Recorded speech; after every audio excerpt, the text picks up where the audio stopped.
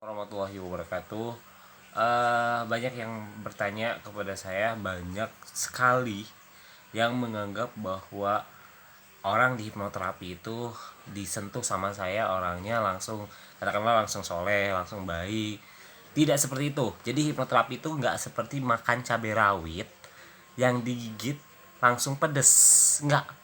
Jadi perkembangan hipnoterapi di Indonesia itu, di dunia itu ada hipnosis, berasal dari kata dari hipnosis, ilmu hipnosis yang dikemukakan oleh James Bright.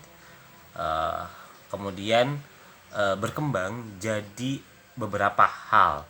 Yang pertama ada hipnoterapi, hipnosis klinis, kemudian ada hipnosis medis.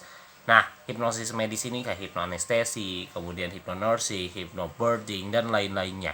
Itu yang disebut dengan hipnosis medis. Kemudian hipnosis klinis itu untuk menyembuhkan orang-orang yang trauma, stres, fobia, dan lain-lainnya. Dan disebutlah hipnosis medis sama hipnosis klinis itu disebutlah dengan hipnoterapi, ya. Nah, kemudian pada saat perkembangan hipnoterapi itu ada hipnosis untuk hiburan.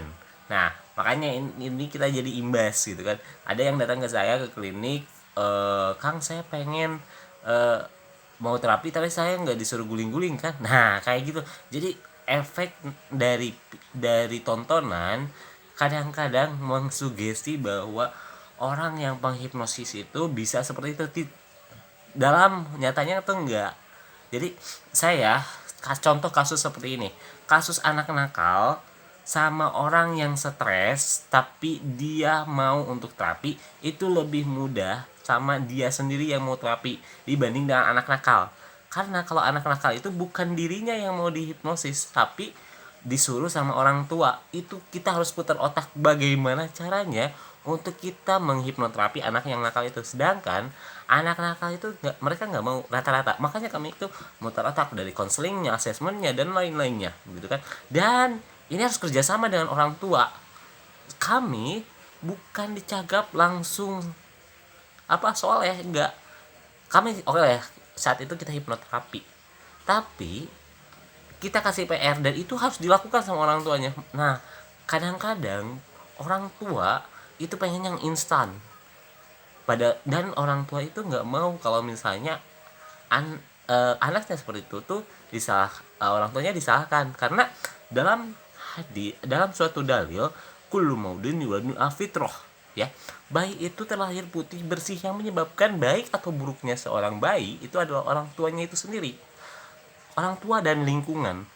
Jadi kadang-kadang itu yang membuat kami memang susah untuk bagaimana tembus memberikan motivasi ke orang tua, gitu ya. Jadi kalau orang tuanya mau bekerja sama dengan kami, maka itu akan mudah.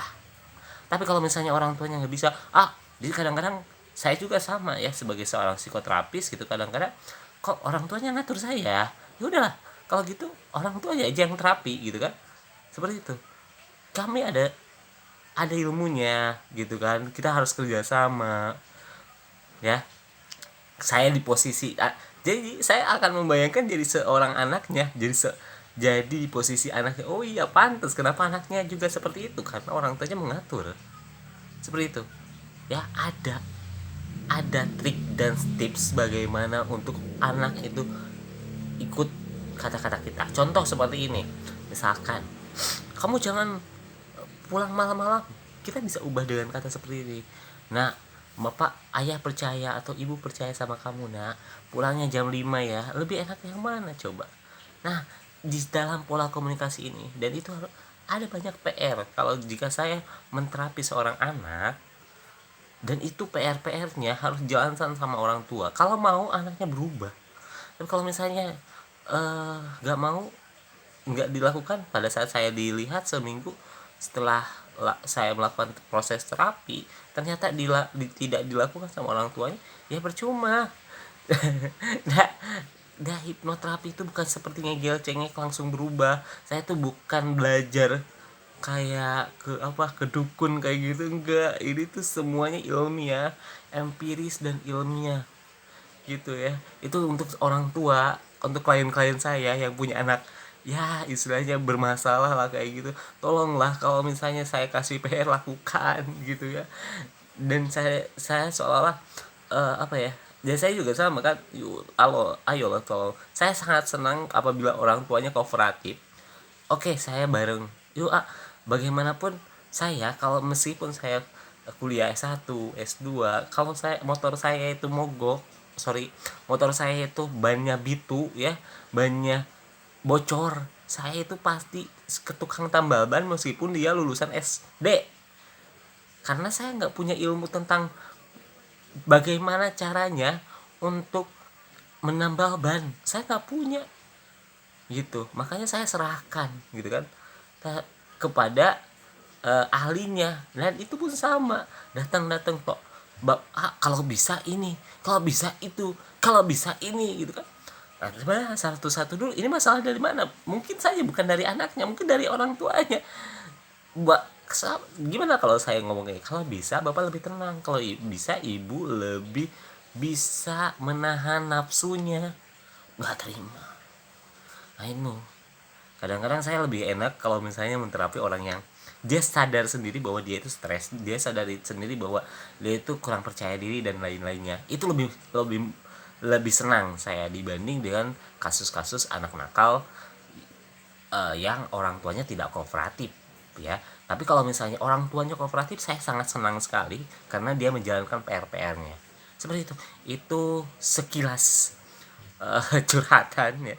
Jadi gini loh, hipnoterapi itu bukan prosesnya seperti simsalabim abrakadabra dicagap langsung soleh, enggak, dipegang langsung soleh, enggak.